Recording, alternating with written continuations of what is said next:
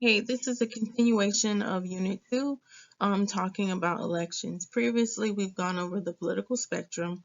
We've also talked about the different type of elections, how they run, what the purpose of the elections are for. You've also gotten a chance to look at your political views and determine where you fall when it comes to social matters, economic matters, across the board as it relates to commonalities amongst parties. So basically, it's telling you based on your religion, based on your experiences, based on your economic status, where you tend to fall based on your political views that are related to some of those factors mentioned.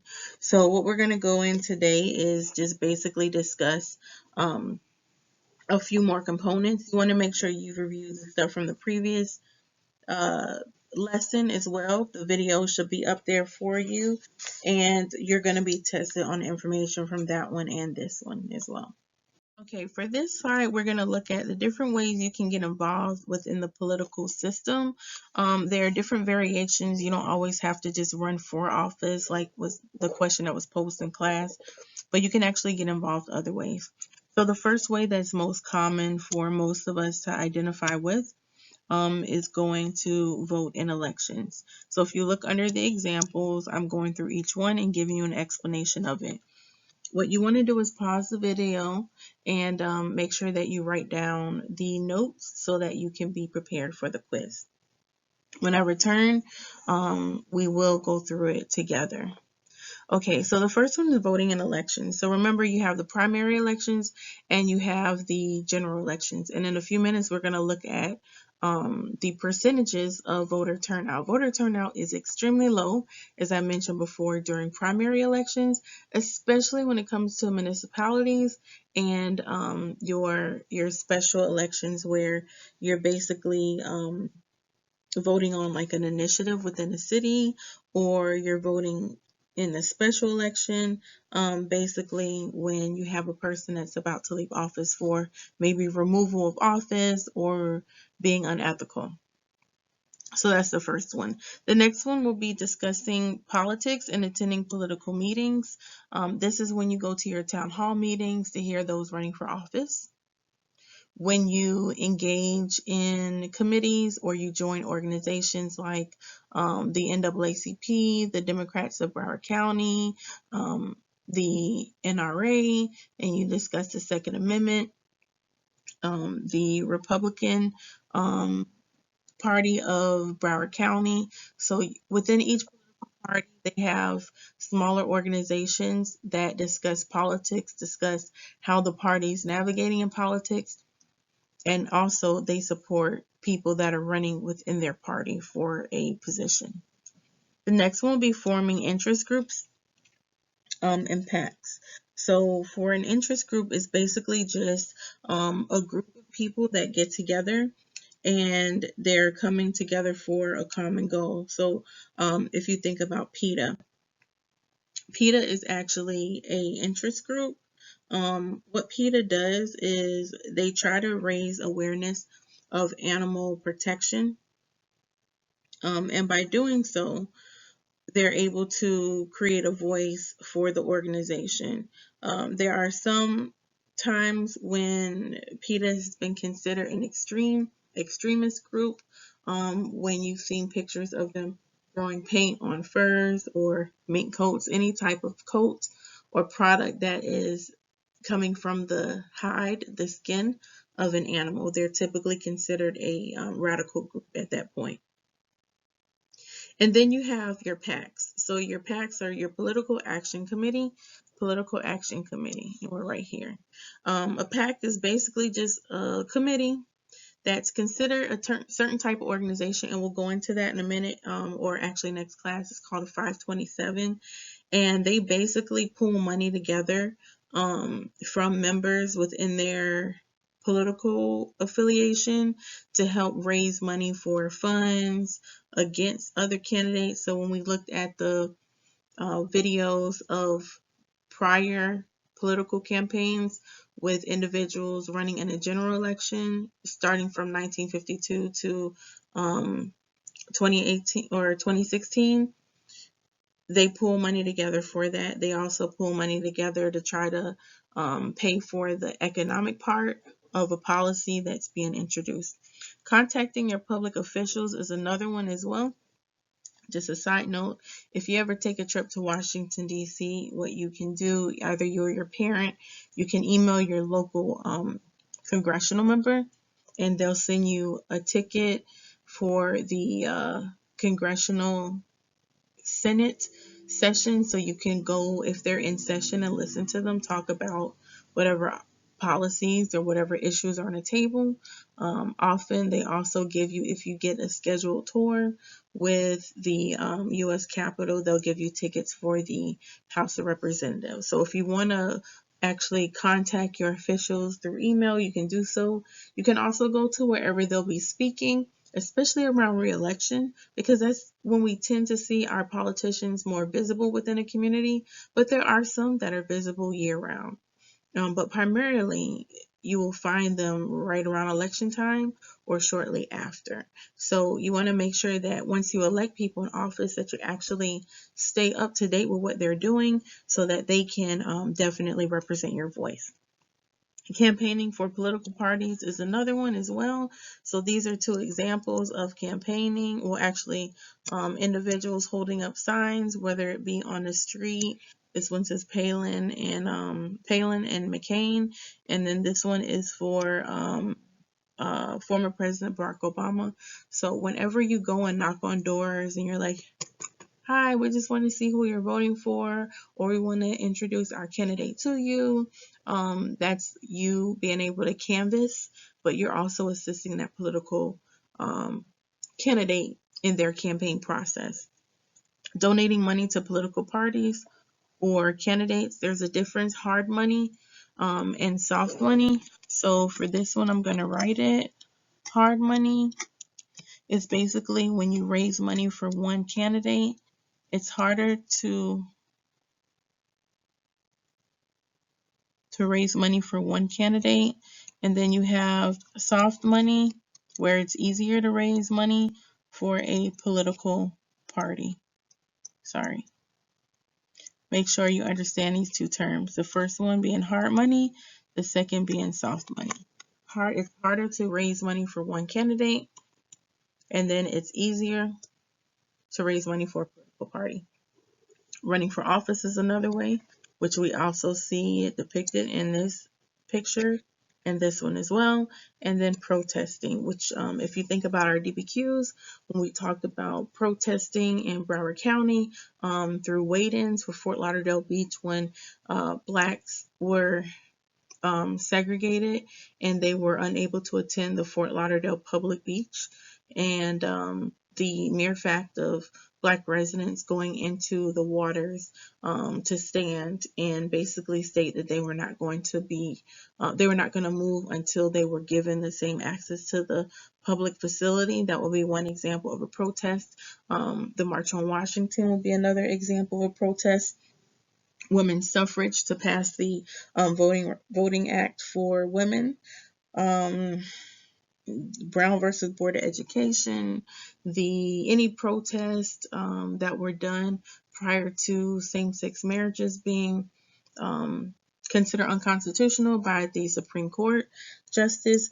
Anytime you go out to air your viewpoint or post majority MSD, when students left classes to try to protest countywide to try to bring awareness to the importance of school safety and regulations to make sure that all people on campus are safe.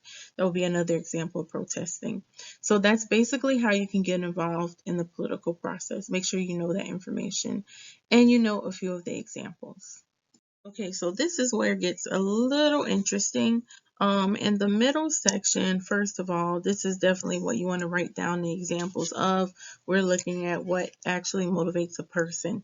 So the voter turnout is basically the percentage of people that actually go out to vote. So if you notice here, we're talking about the general election, which is typically where we will see the presidential office filled. We have a percentage of the first primary, a percentage of the second primary. Remember, Florida has a restriction on the first primary, and then the second primary is typically open up to all, and then we have the general election, which is when you try to hurry up and get to 270 votes first. So it's like a race to 270, or whoever has the higher number based on the amount of candidates that y'all have. Okay, so the first one, if we look at 1954, we notice that the first primary is 53%. That means 53% of the people that were eligible to vote, we call them the electorate, were actually they actually participated in the voting process. So that's slightly over half of the population in America that was able to vote during that time. Your voter turnout will also deal with some of these factors, and based on the factors in the middle right here determine what influences a person going out to vote. The second primary, if you notice, the percentage went up. So they went up 5%. So more people actually went out to vote, which is really good. And it's really uncommon. And if we look at it, there are a few instances where the same thing happens, but it's not as common as we think. And then the next one, during the general election, race, it dropped substantially, dropped actually lower than the first primary. So what influences it? That's from 54. So let's look at something that was more prevalent during your lifetime. And we're going to look at 2016. So in the first primary, that will be this one, we had 24% of people get out. That's not good. And then the presidential preference primary, we had 46%. And in the general election, we actually had 75%. So that was in 2016. In 2018, this may be familiar to you. If you think about what happened during that time, we had a lot of governors running. Okay, so you notice the percentage is a little higher. They're like the president of the state. But when you look at compare 2016, right, which placed our current president,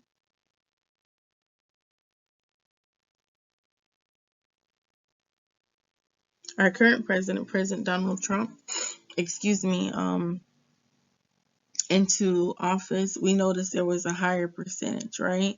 And then you have to think about the opposing candidate as well, which was Hillary Clinton. Now, a lot has unfolded since this statistic has been out, and there's a lot to possibly consider that may influence our upcoming election.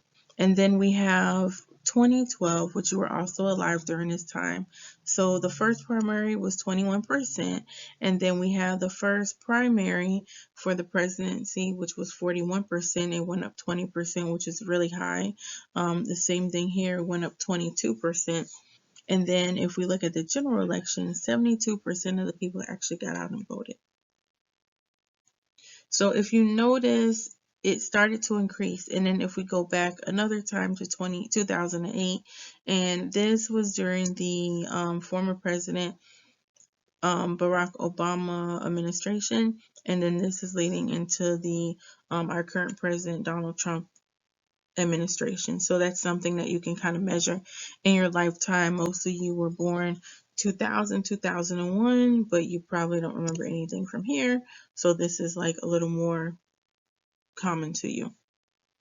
If you look at 2008, 18% in the primary, and then in the presidential preference primary, 42%, and then 75%. So something happened. We went from 75% to 72%, and then back up to 75% of people actually getting out to vote. So what you have to consider is what happened. The first thing that actually could have happened is an increase in the number of voters that widens the scale. So if we had 100,000 voters that were eligible, then 53% of that would tell us exactly how many people got out. But the more people you have available to vote, sometimes as electorate, we decide that we're not going to vote because our vote doesn't count. That kind of leads into our complacency or our mistrust of government if something happened. So the increased volume of voters will ultimately determine how much of the population actually went to vote. The next one that we will typically see is the political party failing to kind of inspire their voters to get out. We've seen multiple campaigns where celebrities have used things like get out to vote or vote now. If a political party, it's very challenging for a political party to motivate people to vote, let alone do something catchy that's going to keep their attention. So if this doesn't go well, then basically it will have an impact on the voter turnout. Mistrust of government, again, it was mentioned before, most individual, not most, there is a percentage of people, and it's going to vary per city, per state, per county, per demographic. So there are different ways that you can look at the data, but ultimately there are some individuals that mistrust everything the government does. So they decide not to vote, or they're not going to vote because they feel like nothing's going to happen. The votes are already fixed. Some of you expressed that when we talked about the Electoral College. I believe the question that was posed, well, why should I vote if the Electoral College is going to pick the vote anyway? It doesn't matter. So that will be one of the lead-in factors. The next we have is apathy. Apathy is very common, lack of interest in politics. I'm not going to worry about it. It doesn't concern me, or I just work and do this. I don't care about politics. Politics impact all of us directly and indirectly. So either you're going to feel the direct impact because your income is being taxed, or your income is being given a tax break based on the amount that you have coming in, or your corporation's receiving a tax break, or indirectly you may not feel it, but the residual effects you will feel later. Taxes are increased. You don't feel it now, but as you go into the marketplace, you'll start to feel those effects. Or your parents may feel it and you feel it indirectly. Political efficacy, and this is when people don't believe their vote will make a difference, which is along the lines of why people mistrust the government. Shifting of political views. We're going to go over the political spectrum in a second.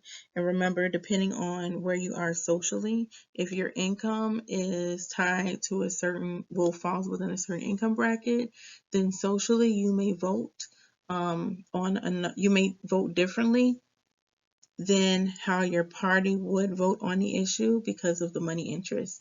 So for instance, let's say you're a liberal, and liberals are typically more drawn to economic policies that say the government needs to take care of all. And when some of you took your political test, you figured out that you fall within that region. So let's say you're a liberal and you make over $300,000 annually. Are you really going to be in favor of the wealthier being taxed more? No, because it's going to have a direct impact on your income. Some of you may say, yeah, absolutely. If I'm able to earn this income, then I'll give it back. I'll pay it forward. But others will say, well, why should my money be taken? So even though you typically are identifying yourself as a liberal, when it comes to economic policies, you may tend to vote more conservatively. Conservatives tend to say, hey, a government that governs least governs best. Get your hands off on money. Let me make my profit with little to no government regulation, only as needed, depending on the cost, and that's it. Liberals typically are a little more, government needs to have full control because private companies are they're evil. Okay, that's typically the rhetoric that's happens between the two. And then the conservative side will often say, I'm sorry, yeah, the conservative side will often say liberals want socialism. That's not a part of our country.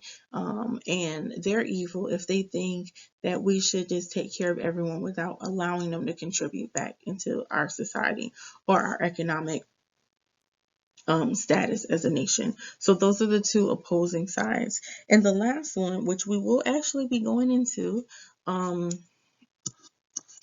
and spring is the registration process. So I'll be hosting the voter registration drive again, where you'll have the opportunity to basically register to vote. So when you reach the age of 18, as long as you are a resident of the state of Florida in which you're registering for, you're a U.S. citizen at the time of signing the document, because you don't want to jeopardize your status in the country if you're not a citizen by signing a federal document identifying as if you are. Um, it's considered lying on a federal application, which can be finable. But if you're also applying for citizenship, it could come back to bite you. So that's why the federal requirement is there, not necessarily to discriminate, but if you are not a citizen of the country or you're not residing in the area, it was created to prevent you from making a major change and not having to live or abide by whatever the law. Meaning, you're in a state for 2 weeks and you don't like the policy that's being presented, you go and vote, and then you leave the state. You don't have to live under the rule. So that's why that federal regulation is put in. And then also, the process has changed. So in state of Florida, we now register online. They are accepting paper applications, but the depository isn't that large. So that's where they're kind of mainstreaming everything to digital registration. But the issue with that, there is a possible interpretation of disenfranchisement, because for individuals that register online, you must have your social security number, you must know it in its entirety, and you have to have a physical driver's license, which will include the permit, like the learner's permit, and you have to put the number at the top. But let's say you have a social, which is free, it doesn't cost, but you don't have the financial means for that Florida ID or the Florida driver's license or the learner's permit, which has a small fee for you to pay in order to receive it, then you can't register online. If the organization does not offer you a paper application, then you're unable to register.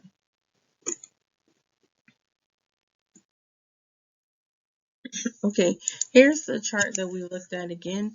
Remember, depending on your religion, your income, and your experiences, it determines where you vote, how you vote, and then will ultimately determine and discuss who's considered our average voter today.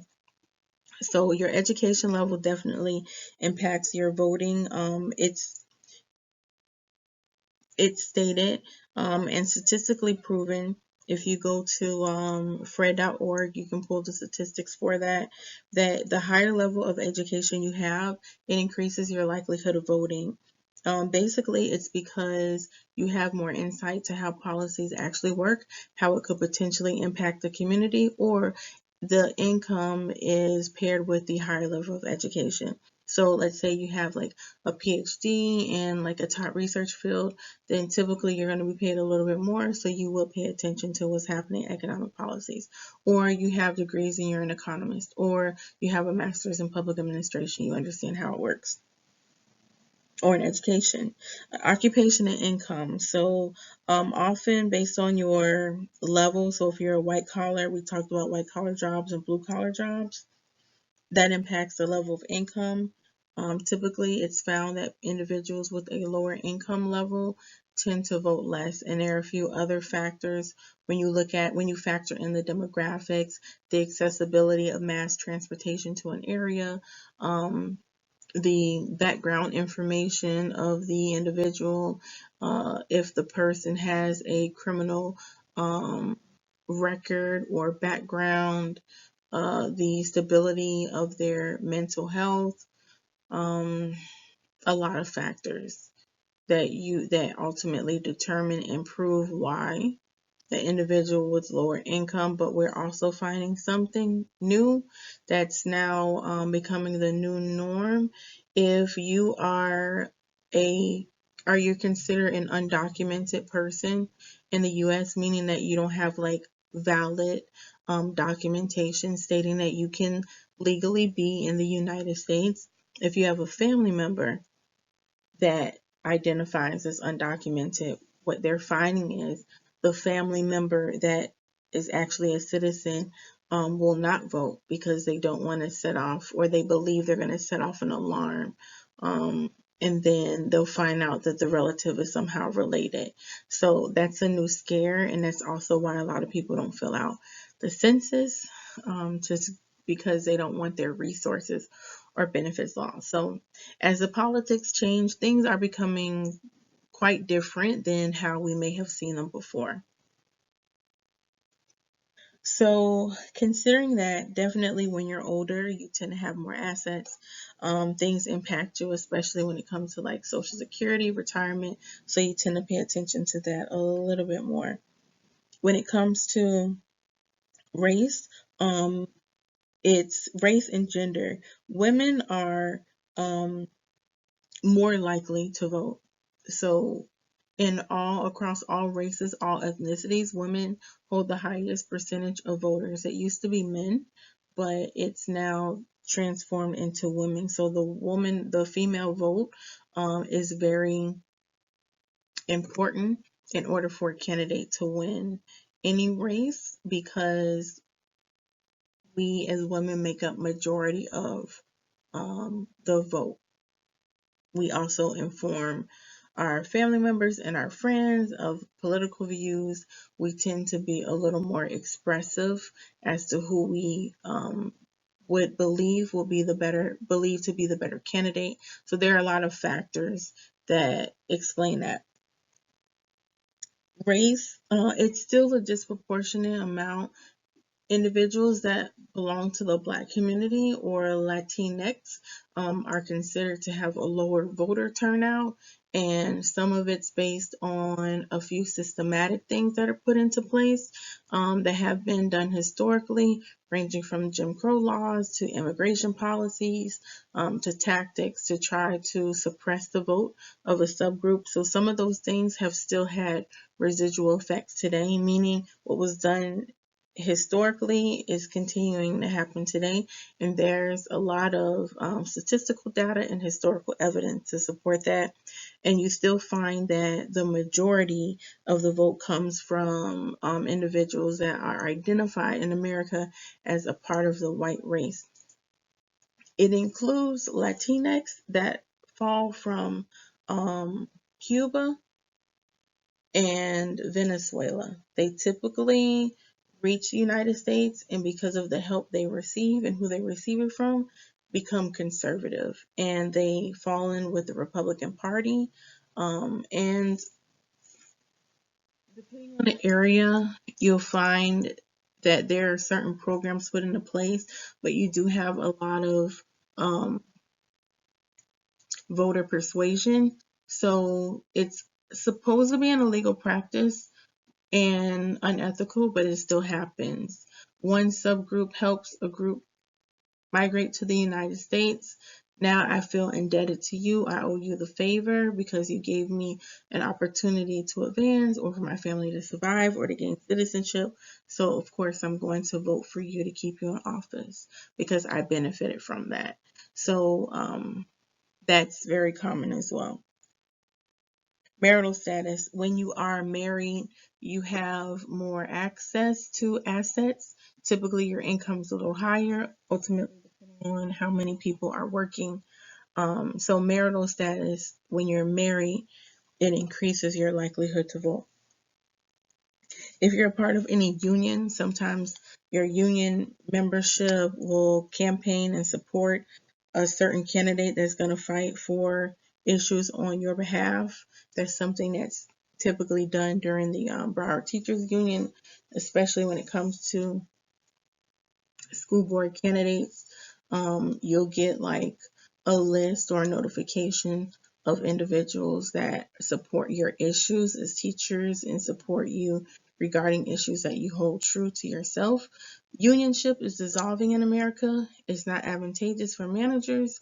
It's not advantageous for corporations. Remember, a union is typically like the support group for the employee to make sure the employee rights are protected through their agreement, which we call the collective bargaining agreement. And we have our party affiliation. Which we mentioned that within a primary. In some cases, you're obligated to vote within your party. So definitely that's going to impact how you vote. And then just based on the geography of the country, there are certain regions that typically vote liberal and others that vote conservative. We talked about in class why California will never be considered a swing state, and it's always going to remain a blue state unless the demographics completely change. So you have to think about the stuff that was done in the groundwork dating back to the early 1800s when we looked at the gold rush and the influx of Chinese immigrants migrating to California, to the state of California not wanting to help to implement the Fugitive Slave Act, which ultimately was an agreement made if California became a free state or the voting power went to the North, then any state in the North that found a slave that had escaped was required to turn them back. That federal enforcement was not followed through. And John C. Calhoun, one of the senators on that actually spoke and stated that he didn't believe it was actually going to be carried out and enforced. If we look at the state of California, they were the first state to not only have, as most of you brought up in class, that they have a dispensary for marijuana, which we know is to be common, but there were other things that they did as well. One of which they created New York and California were the first two states to start to create like a revolution for those that identify and belong to the community of the LGBT community. And California had one of the first elected officials that was openly gay, by the name of Harvey Milk. So if you are interested in finding out more information about that, he was actually one of the first that was openly gay and gained a lot of support from the LGBTQ community. And then we go to the repealing of same-sex marriages, which was also done in California. So California is very liberal in its viewpoint. A state is ultimately only a swing state if they're unsure if the state is going to be a red state or a blue state. So if the state shifts back and forth between being conservative and liberal, it's called a swing state. Florida, majority of the vote comes from our area, South Florida. And South Florida by nature is very liberal. When we consider our tri-state area, so Palm Beach County, Broward County, and Miami-Dade County, or Miami-Dade, I can't remember which one it's called now. Nonetheless, we comprise the largest percentage of the electorate within the state of Florida. Our vote is typically liberal in nature because of the demographics of South Florida. Very diverse, as some say, a melting pot. We're not really a melting pot. We're kind of like a buffet, I like to say. We have a little bit of one culture, a little bit of another culture, and then we have like the dessert tray where you go and look and you're wondering, okay, what is this? What is this? What dessert is this? And you have people from all over the world. So we haven't really like formed and gelled into one. We are kind of like a buffet. That's how I like to think of it. When it comes to Florida, however, Central Florida and Northern Florida are the more conservative, but they also have a lower population, so they're less populous than the South Florida region. So that's why we always get a lot of politicians coming to South Florida. You may have seen them in certain areas, at certain venues, in your place of worship, if you're affiliated with the place of worship, or at certain schools that are considered notable in nature, or basically they're just going to be able to see the most people within the shortest amount of time. So these are ultimately all the components of voting. and what influences our vote. So make sure that you review this information. We've already gone over the type of election, so you can do that. And then, for general elections, just keep in mind that it's held on the first Tuesday after the first Monday in November, and typically congressional elections. So our elections for senators and for House of Rep members are typically held every even number year. So 2018, 2020, 22, and it's because 1/3 is constantly rotating out. So everyone's not voted in during the same year, because to have everyone out of reelection, everyone out or up for reelection, excuse me, so to have an incumbent officer, remember, a person that's currently in office, remain in office, or have a individual that has retired and that new position is open, it would not be stable or create any stability if everyone leaves office at the same time. So that's why 1/3 of Congress will typically rotate out. So 2018, there may be 10 that are leaving. Remember, we have a total of 438. That includes the 3 delegate votes from DC. And then in 2020, I don't know exactly how many we're going to have for this year, because I've been focused primarily on the presidential election and the number of candidates that both parties have.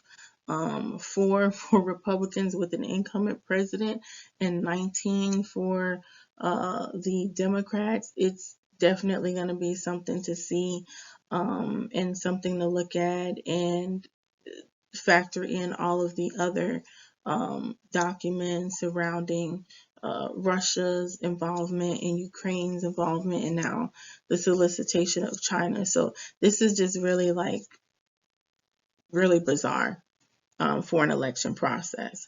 But ultimately, and then I'm going to go, who makes up the average voter? Middle-aged women. Middle-aged women make up the average voter. The voter that is highest desire would be the voter 25 or under, because you all are the future ultimately. So when it's time for re-election, you all will be working adults. So that's why you're the desired group to target to, but the average voter is typically a middle-aged woman.